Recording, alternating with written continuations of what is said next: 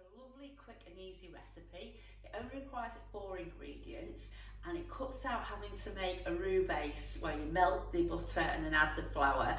And sometimes I think that can be a little bit grainy and a bit rich, but this sauce I'm going to show you now is actually made with corn flour, so it's lovely and smooth and velvety, and as I say, really easy. So I'll drop the camera down and I will try and position it right so that you can see exactly what I'm doing over the cooker. And I'll do it all in real time just so you can see really how easy it is to make. Okay, so into the pan, I've measured out initially a pint of whole milk, so that's whole full cream milk. So into the pan now, I'm just going to pour most of it and reserve about 100 ml.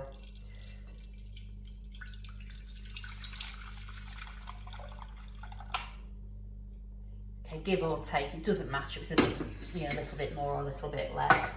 Okay, so I'm just going to pop that onto the heat, and then what we're going to just do is bring the milk up to the boil. Now, while we're waiting for the milk to boil, I'm going to add into there 2 tablespoons even of corn flour. Now with corn flour, this is what I'm using today, so it's Tesco's, and all it says on the back is just corn flour. With corn flour you do have to be a bit careful because it is naturally gluten-free, but sometimes it'll carry a may contain warning.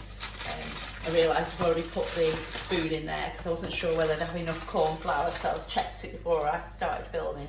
Okay, so 2 of those we're looking at.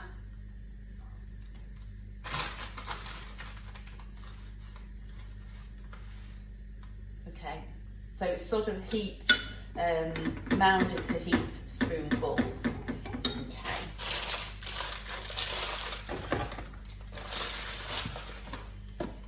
And you're just going to stir that then in the jug and just blend it together. And you just basically don't want any lumps in there.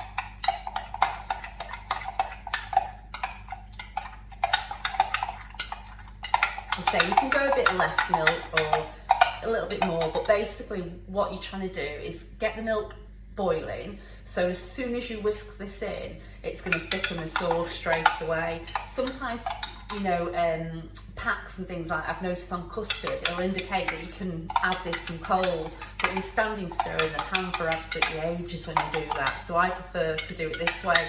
And to be honest, it's like another thing, it's something my mum and my grandma always made, a sauce this way. So, no matter what you get taught afterwards, you tend to sort of follow what you first learned, unless you're convinced it's a better method.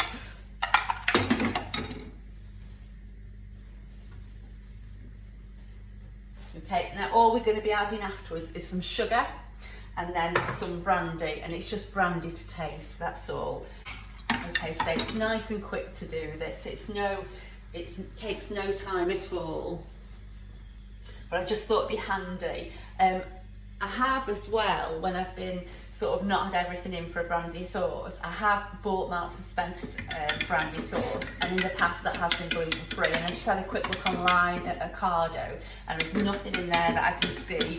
It doesn't say gluten free actually on there, but there's no ingredients or no may contain. So that's something like that's all good to go, and that is a really nice sauce as well. But if you want to make your own and you want to make it nice and quick and easy, then this is the way to go. It's perfect. And as I say, if you make it before you sit down for your meal, and then you can either reheat it if you want in the microwave, but if your oven's still warm, you turn the oven off, provided it's an unproved dish, just cover it and leave it in the oven and it'll be absolutely fine if you've not got the facilities to reheat it. You'll find that a skin will form on the top. I mean, I'm a massive fan of custard skin and a sauce like this, brandy sauce skin. I know a lot of people don't. My brother certainly wasn't, but I do love it. Okay, so as soon as this comes up to the boil, I'm going to grab a whisk out here, and then all we're going to do is just whisk this in. So as soon as you sort of hear it sort of hissing up to the boil, then just add the milk that's well blended. And you will find the sauce will thicken instantly when you add the milk to there. Well, the blended milk and corn flour, it'll thicken straight away. because this isn't very long, as say, I'm just going to leave the whole thing running. I might have to take a few bits out where I've made a few mistakes, but other than that, I'll leave the whole thing so you can just see how quick and easy this is to make. So I'll just recap while I'm waiting for that. So we poured more or less all the pint of milk in there and reserved that little bit in there, so about 100 ml. Bring it up to the boil, and then we blended corn flour and the cold milk together. And say anytime now this is going to boil, and I'm going to pour this in, and then I'm going to sweeten it with sugar.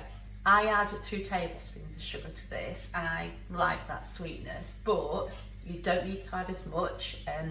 Just taste test it, and if you prefer it to be less sweet, then go with it. For it a little bit sweeter, then you could always add more. But what I'd say is, you know, everyone's taste is a bit different, and sweetness for the 2 is sort of, I think, across the board. It might suit everybody, but don't let me interfere. I'll let you do your own thing. Okay, so here we go. So it's just coming up to the boil now. I'm just going to whisk this in. Okay, and as I say, because it's so hot, you will find that that will heat it straight away. Now that's nice and thick there, and that's thickened up. Okay, let me see. This is a great sauce to have up your sleeve, actually, because I don't remember sort of at school where you had like strawberry sauce and things like that. You had a drop of natural food colour in there and some natural flavourings. You can change the sauce and, you know, make a nice sweet nostalgic sauce. I'm going to add 2 tablespoons of sugar in there. Now I know for a fact that that's how I like it, so I'm not going to taste test at that time. Okay, and then that's in. And then I'm just going to add some brandy. It's surprising actually how much brandy it will take to give it that real punch. But again, taste test and see how you find it. Now that's another reason why I do add the heat, sort of around 2 heat tablespoons of corn flour, because obviously you're going to dilute it a bit with the brandy as well. So, and if you do find, like I'm looking at that, and that may be just slightly too thick, so what I could always do is just add a drop of milk to that to bring it back. Or if you prefer a little bit of luxury, you can add cream. I'm just going to taste test this now for brandy strength. It does actually need a bit more. Okay, so I might not need to thin that down actually, because it's the brandy's probably will have done that. Okay, so that,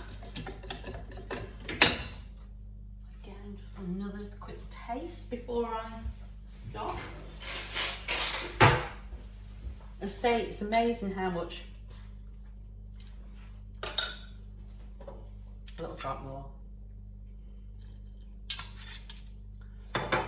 And whilst you're tasting it as well, you can taste whether the corn flour's cooked out properly as well. And if it tastes a bit powdery, you need to just pop it back on the heat and cook the corn flour out that little bit more.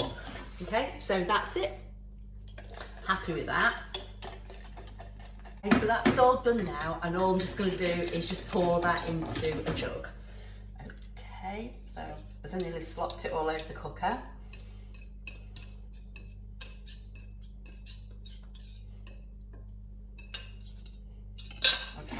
So that's it, all done.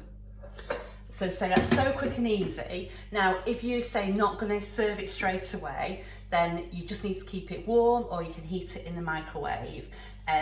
If you're using a sort of shared microwave, I'm sure your microwave at home, so it's absolutely fine. But another thing about microwaves is if you ever use a sort of a communal microwave, then don't forget to cover the food that you're putting in if it's gluten-free, just so nothing doesn't, you know, any food doesn't fall back onto the food that you're heating. But there we go. So that's the sauce all done. I'll just show you what it's like over some Christmas pudding. I saved some Christmas pudding that I've made the other day. I've got one set up for Christmas, which I wrapped. I've got a recipe for it on the blog actually for Christmas pudding. So we've got one already, but I've got some left of one that I've trialled. That's all that's left, because I've actually been able to eat it cold with a cup of tea as well. It was so good. So the recipe for that is on the blog. I'll put a link back for the Christmas pudding recipe, but let me just cut a slice and show you what it looks like with the sauce on. There we go. So that's the brandy sauce poured over the Christmas pudding. As you can see, it was so easy to make. Takes no time whatsoever. And the beauty about it is you can pour in as much brandy as you want. You can make it as sweet as you want it. You know, the choice is completely yours. So yeah, so I hope you liked the video. I look forward to sharing another with you really soon. If you're able to subscribe to my channel, I'd be so grateful. And if you like this video, please do give me a thumbs up as well. So yeah, I will see you again really soon, but in the meantime, take care and bye for now.